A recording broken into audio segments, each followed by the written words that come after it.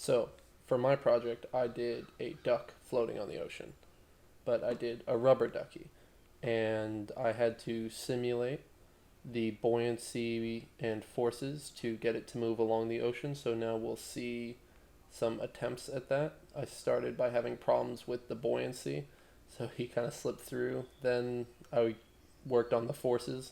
As you can see here, he doesn't have enough forward force, so he kind of laps towards the back of the tank that I made. He doesn't have enough force there either. He's coming along here a little bit better. Still not enough. Oh, definitely too much and then not enough. So here I realized that he needs a constant force and not just an initial force. So I just turned on constant force and it was too much. So, oh, this looks more promising. Here we go. But he's spinning and flying off to the side, and that's not great. So I figured out how to clamp his rotation, and he fell through the water at the end there. Here it looks like he's a little too deep in the water.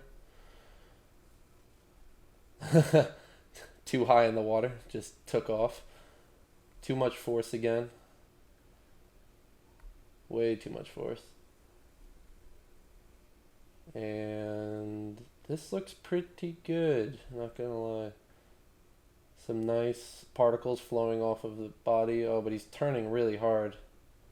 Yeah, we don't want that. We want him to stay in a straight line. So I think I turned on the rotational stiffness and then it looked really nice, so I cashed it out. And I got this simulation of the duck over the water. So next, I simulated the water off of the duck. So this is like a better, higher fidelity water simulation. Oh, here it's not tracking the duck, so I've got to do that.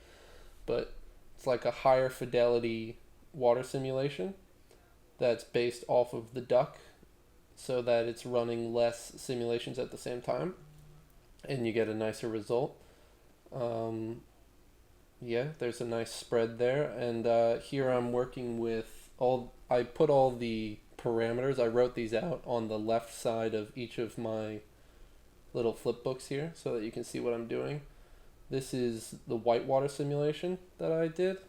This is a little separate. It's simulating on the surface of the water using the acceleration of the particles to emit and figure out where it should be emitting. So I'm playing with here on the left. You might be able to see foam, spray, bubbles, different. And now this is just a test render for the water refractions and the foam. The foam isn't quite right here, but I'm going to fix it in a second. I have another scene that I made with water and windmills, this one, and I thought that the water looked better in that one, so I'm going to try and get closer to that. But yeah, this is what I'm kind of going for the look.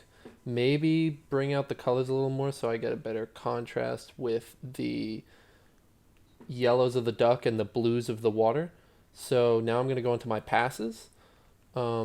Here I have my duck passes. I've got like a 2D one and a bunch of different lighting ones. This is my foam spray and my water, and then my water with a reflection of the duck on it. This is the water shadows on the duck, and then the one on the bottom right is without spray. And so this is everything together in one shot, and now I'm going to go and do some color tweaking. These are all the shots that I put together as like different feelings, and this right here is what I settled on. This has a few extra touch-ups on just like the color of the duck and the water. I wanted some of the higher points in the water to be more of a light green and the duck to be a little bit closer to orange than I had it previously. And that's my project, so thank you for watching.